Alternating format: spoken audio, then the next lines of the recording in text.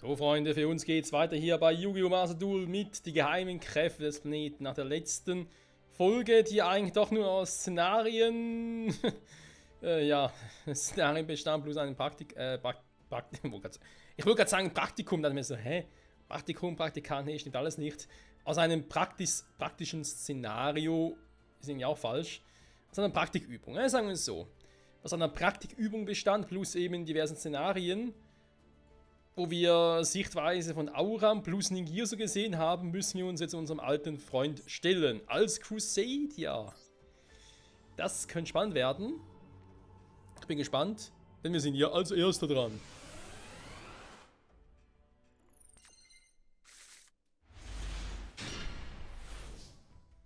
Rasende Maschine. Gegen Ningirsu. Na dann, erst einmal Feldzauber aktivieren. So, was machen wir jetzt? Im Prinzip habe ich einen Scheißhand gerade vor mir.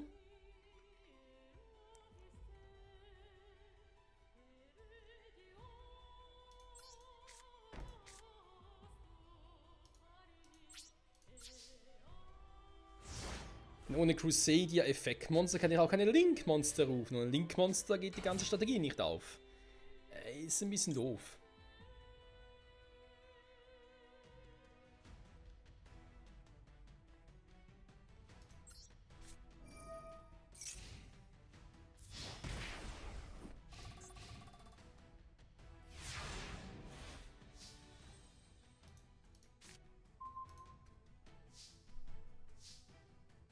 Was ist eine Starthand, wenn ich mal fragen darf? Ja, klar, ich habe Ageki auf der Hand, aber aktiviert doch nicht 3 Kriege wie in einem Monster. Ja, schwarzer Magier. Oh, was, Kumpel, braucht ein bisschen Kartenglück. Macht jetzt auch. Schön, super. Das ist eine Schwester, die er gerufen hat. Zumindest eine neue Puppenkörper oder so.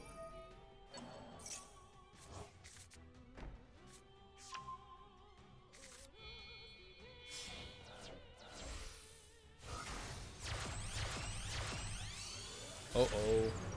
Longirsu. Oh, jetzt wird er nicht selber. Der Orkust Koordinator.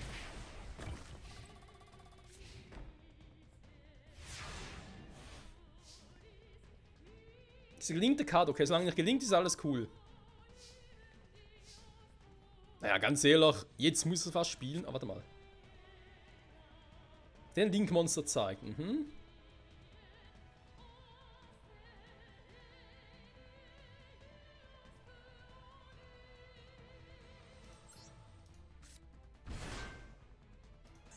Tagchen. Und tschüssi. Was?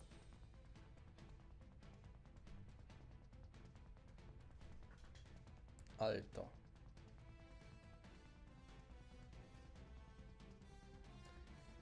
Ey, ganz ehrlich, für den Zug, den wir gerade gemacht haben, müssen wir eigentlich eine runterhauen.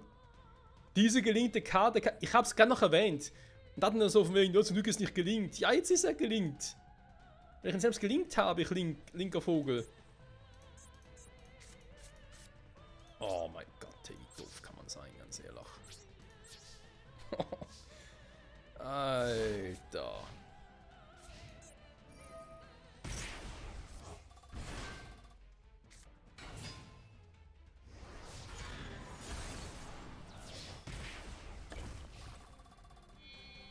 Wieso hat der ein Schild noch? Was ruft er da? Junge, was ist los mit dir?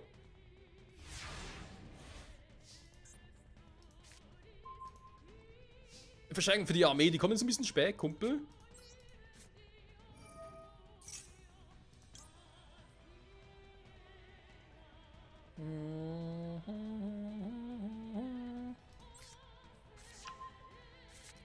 Versuchen wir es trotzdem mal.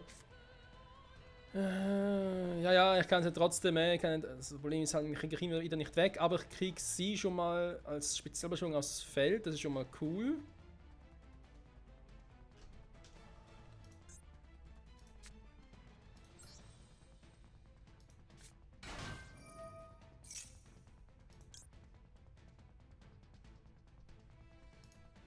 man die Karte.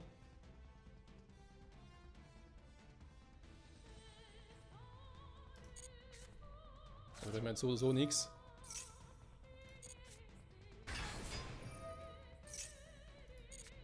Alter, der hat ja alle Weltvermächtniskarten. So, kann ich mal seine Karte mit der entfernen. Husch, weg mit euch.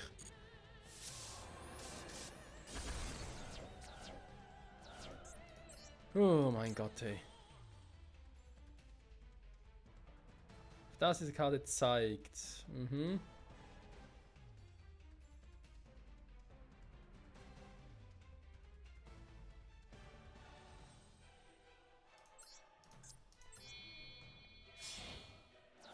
Problem ist natürlich, ich kann jetzt so oder so nicht viel machen. Ja, klar, ich kann irgendwie hier hin sitzen, aber wozu der eine Pfeil zeigt wo ganz anders hin.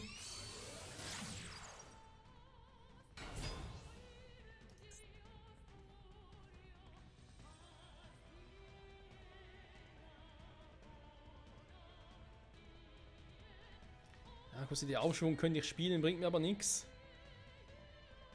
Von Kann-Effekt unberührt, also ganz ehrlich, ich habe irgendwie eine ganz schlechte Starthand gehabt und habe sowieso alles andere auch falsch gemacht.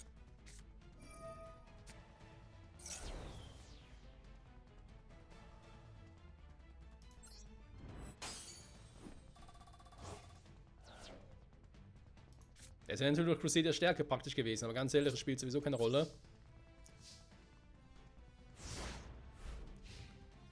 Alter, da hat mich Ningirsu, Entschuldigung, Longirsu, wie er sich jetzt nennt, hat er mich ja ganz schön platt gemacht. Gut, eben das mit Rakeke war natürlich mein Fehler, das ist klar. Da müssen wir gar nicht groß diskutieren, das war einfach geistige Umnachtung, einfach was passiert jetzt? Ungefähr so. So, come on, ey. Aber eben, ich hatte auch Kartenpech. Wir haben gar keine Monster auf der Hand und er kann einfach eine Kombi nach der anderen spielen. Ja, das sieht schon ein bisschen besser aus.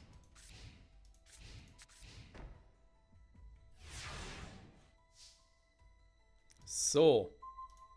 Crusadia Maximus. Ja, den gibt's auch noch.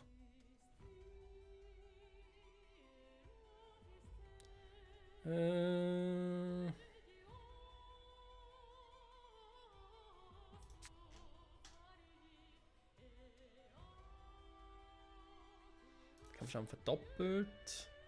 Den könnte ich spielen. Das ist der Crawler. Ich spiele erst einmal Maximus. So, als Link-Beschwörung könnte ich jetzt ihn rufen. Oder ich warte erstmal ab, was er so macht.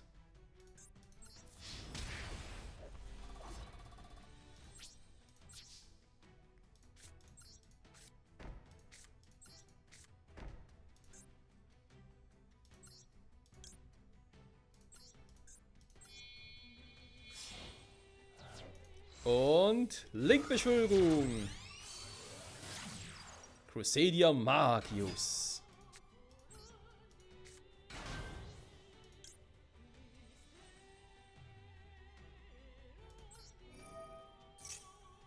Deck zufügen, sehr, sehr gerne. Bin ich sofort dabei. Crusadia Draco.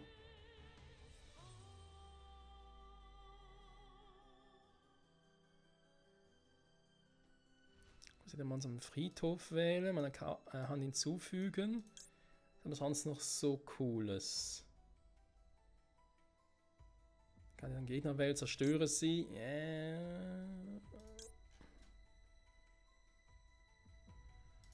Nicht jetzt, das ist irgendwie ein falscher Zeitpunkt.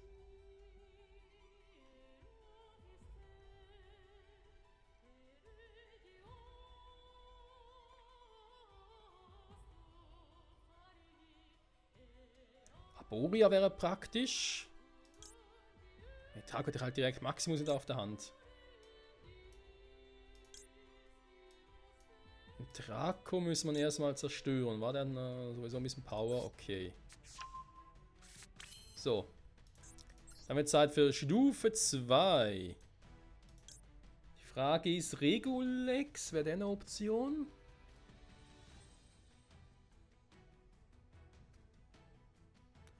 Nach oben, unten. Okay, okay.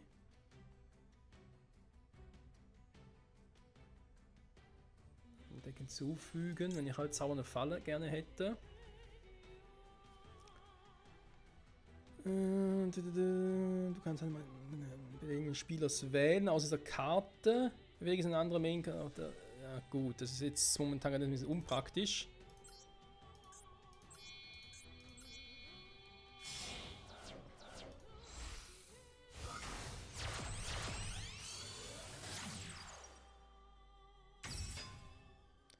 So, und rufen wir nochmal Draco aufs Feld. Vermächtnis, der wäre auch mal eine Option. Vielleicht später. Welchen Effekt will ich wählen? Ich will sie alle haben.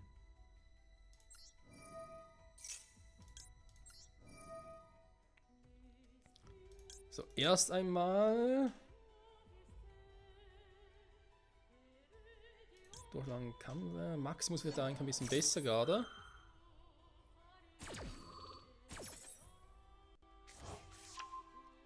Jetzt ein Zauberfalle. Ich nehme vermutlich mal einen Spielfeldzauber. Aktiviere diese mal. Noch ein bisschen mehr Boost. So, jetzt kann ich theoretisch auf Stufe 3 rufen. Equimax, wa?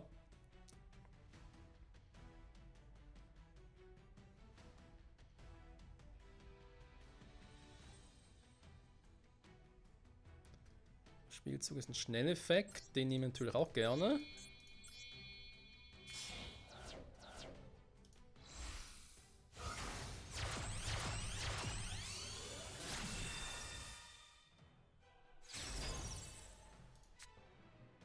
Rufen wir mal Maximus. Und ihn natürlich direkt auch noch. Oh yes! So, was war noch so Schönes? Das als Support vielleicht. Den zum Beispiel. Crusadia Monster. Ihr könnt die beiden nehmen. Diese Karte zeigt. Ja, da war ja der. Du kannst eines Leben Spielers wählen aus der Karte. Bewege eine andere Main Monster natürlich eines Beherrschers.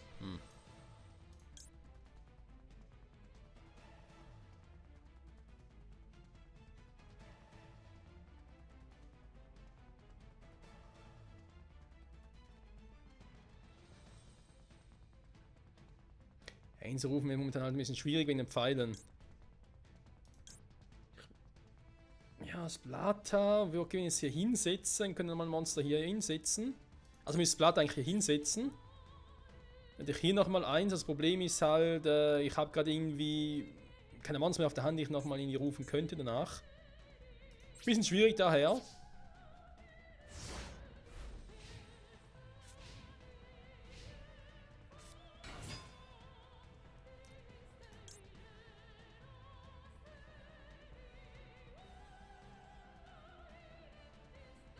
Ende des Spielzugs ihre Effekte.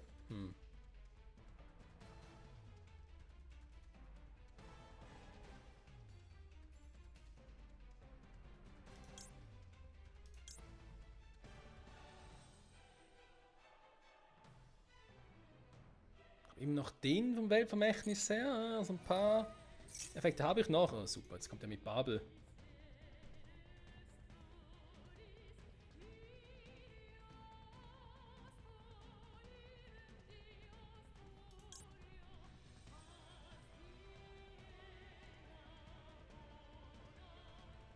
Ich kann natürlich den Spielfeldzauber deaktivieren, wa? Du kannst Effekte als Schnelleffekt aktivieren.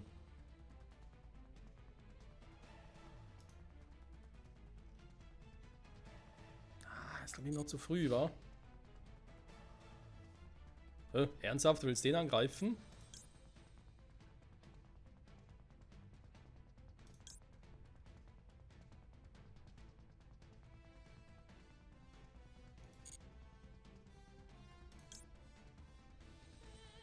Ja, könnt ihr, aber ganz ehrlich, warum für Maximus?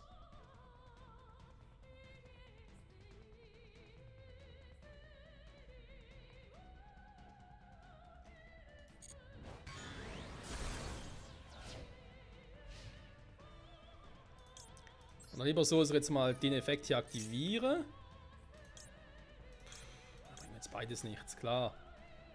Das wieder irgendwie vernichten oder so, aber warum auch? Genau, den hier.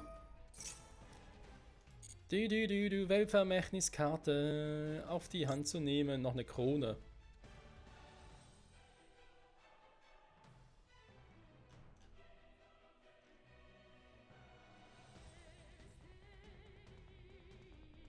Kannst diese Karte als Tribut anbieten? Zerstöre es. Involviert. Ah, gut, aber habe ich eigentlich schon. Die klingt auch nicht schlecht. Für den ist es noch zu früh, würde ich sagen.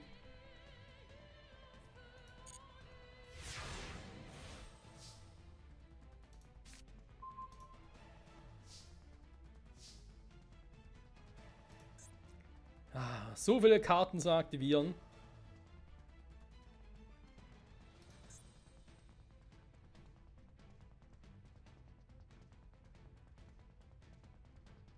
Da bringt mir jetzt nicht viel. Der bringt mir gerade auch nichts.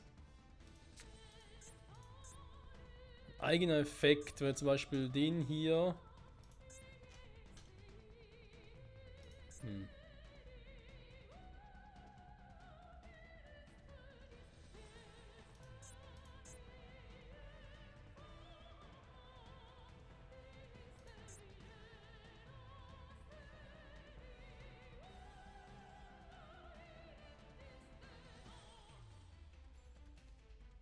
Das Tribut anbieten. Ja, die Effekte sind mitunter ein bisschen schwierig, sag ich jetzt mal.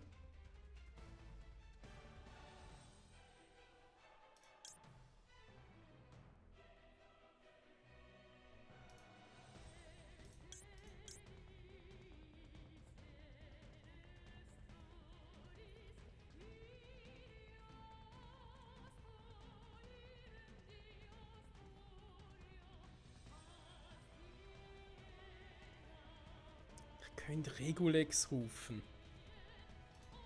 Lieber einen zu opfern. Das wäre eine Option. Ihr könnt auf Weltvermächtnis Weltkunde auf den Angriffsmodus switchen. Was auch eine gewisse Power hat.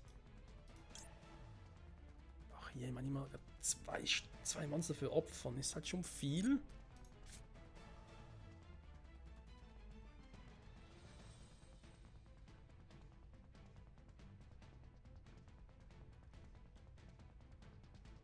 Karteneffekt zerstört wird.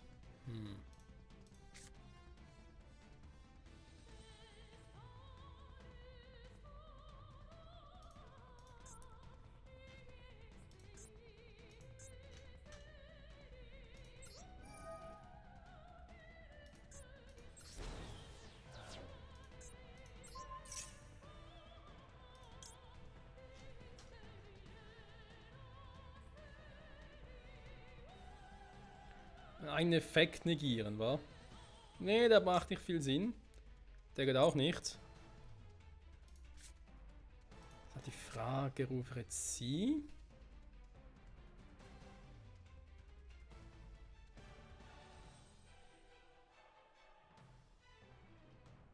Den Friedhof nutzen. Ich wollte eigentlich eher Nachfolgewehrvermächtnis nutzen.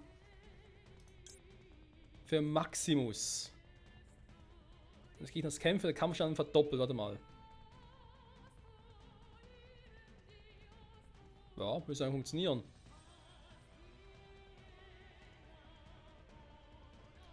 Außer natürlich. Nee, der Effekt ist glaube ich nicht davon abhängig, oder?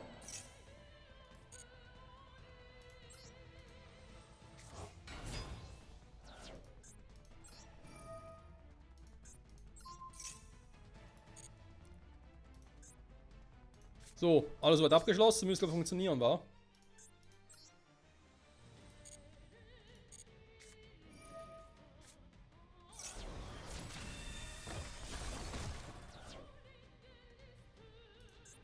Hat er meine Power noch gesenkt, ey. Der Arsch.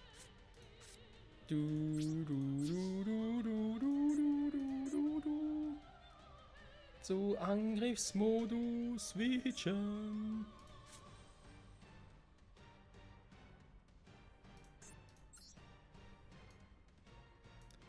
Ich nehme noch ein neues Link-Monster rufen, aber eben viel bringen wird es mir nicht. Diese Karte zeichnen, da bringt mir jetzt gar nichts, irgendwo anders hinsetzen.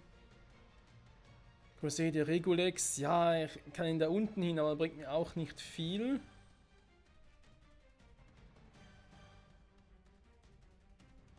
Diese Monster Zeit, der kriegt einfach noch den Effekt dazu. Ja, schön. Ich muss dazu beide Monster hier opfern. Dafür werden natürlich beide Felder hier wieder frei, wa?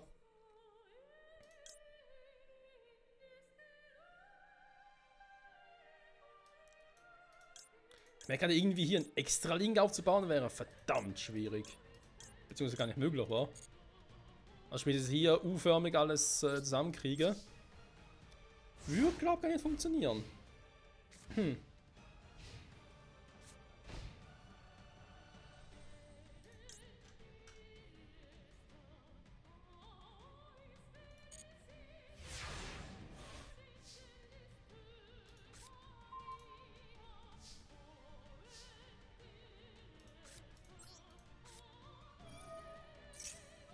Ja, so schnell kann es gehen.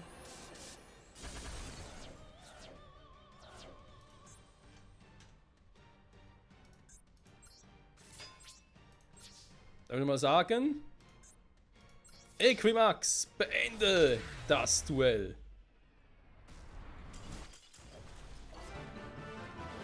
Victory is our. Rasende Maschine, Freunde. Crusader Vorhut, so.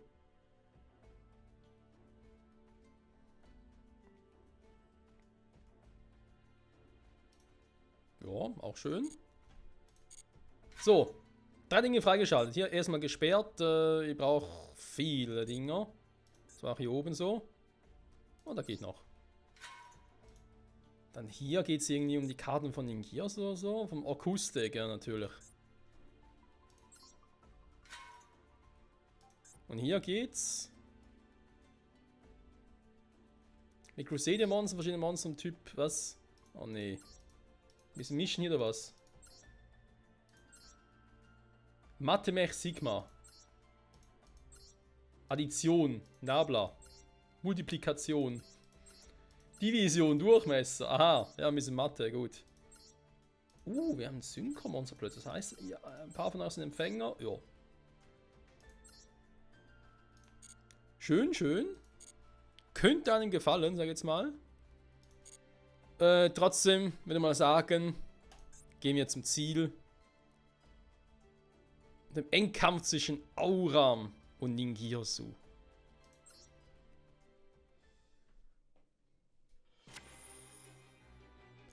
Die Crusader wägten sich in die Richtung, in der Ningirsu war. Bevor sie ihn erreichen konnten, mussten sie an den unzähligen Orkus-Waffen vorbei.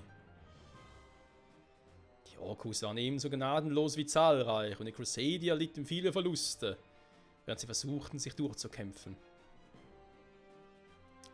In der Hitze des Gefechts begann Auram zu spüren, dass tief in Orkustries Babel eine ähnliche Kraft wie die seines Schlüssels wohnte. Die mechanischen Gefäße nutzten, was sie in Kräften des Schlüssels geerbt hatten, und aktivierten Orkustries Babel. Aus den Tiefen des Turms erstrahlte ein großes Licht. Der Turm selbst schien fast mit ihm zu fallen, als sich der Strahl in den Himmel reckte. Nein, wir müssen die Aktivierung aufhalten, dachte Auram, während er auf die Maschinen zustürmte. Bevor er doch einen Schritt tun konnte, erschien Ningirsu vor ihm. Es war das erste Mal seit jener Tragödie, vor langer Zeit, dass sie einander sahen. Im Chaos des Kampfes trafen sich ihre Blicke. Auram öffnete seinen Mund, um zu sprechen. Warum? Fragte er. Lässt du dich mit der großen Finsternis ein? Warum bedrohst du unseren Planeten so? Ja. Ningirsu hat nur eine einfache Antwort für ihn. Für Ib. Es war der einzige Grund, den er brauchte. Seine Schwester war er bereit, Babel zu aktivieren, um Weltvermächtnis Weltstab vom Himmel zu holen und die Erdoberfläche aufzubrechen. um damit das schlafende Weltvermächtnis Weltache zu wecken und dessen Einfluss auf Leben und Tod Ipsil wiederherzustellen. Dann, nachdem die große Finsternis aus dem Innern der Erde befreit worden war, würde er ihre Kräfte nutzen, um Ib als himmlisches Wesen wieder auferstehen zu lassen. Jetzt, da er von Ingirsu die Wahrheit erfahren hatte, zog Auram sein Schwert. Das musste er verhindern. Krass, es sieht so aus, als würde Auram lächeln. Ningirsu schwang zur Antwort ebenfalls eine Lanze. Niemand würde ihn aufhalten, nicht einmal Auram. Der Schwertkämpfer wusste, dass Ningirsu Ib inniger liebte als irgendjemand sonst auf der Welt. Auram wusste, dass Ib das nicht wollen würde und dass er wieder leben könnte. Doch für Ningirsu gab es nichts, was er sich mehr wünschte. In die ganze Welt stellen mussten, war es so. Beide Männer hatten bereits entschieden, was sie erreichen wollten. Keiner von ihnen wollte nachgeben und so kämpften sie, ohne dass ein entscheidender Vorteil für einen gab. Orkustriates Babel aktivierte sich. Und endlich war der Weltstab umgestürzt worden. Als er auf die Erde fiel, durchbohrte das Land und die Schockwelle erfasste den gesamten Planeten. Das war's.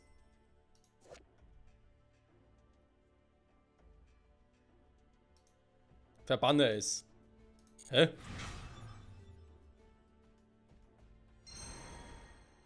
Zukunft voller... Das war das Storyfinale hier? Nee. Hä? Aber hier unten kann ich ja... Jetzt kein Szenario mehr.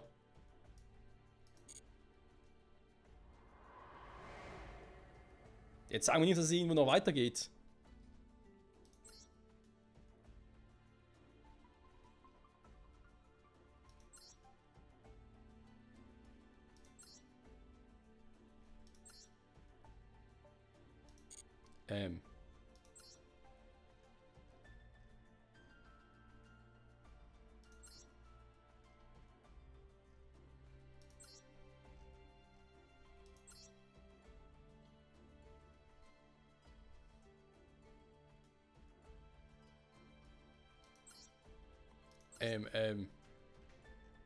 Ich bin verwirrt.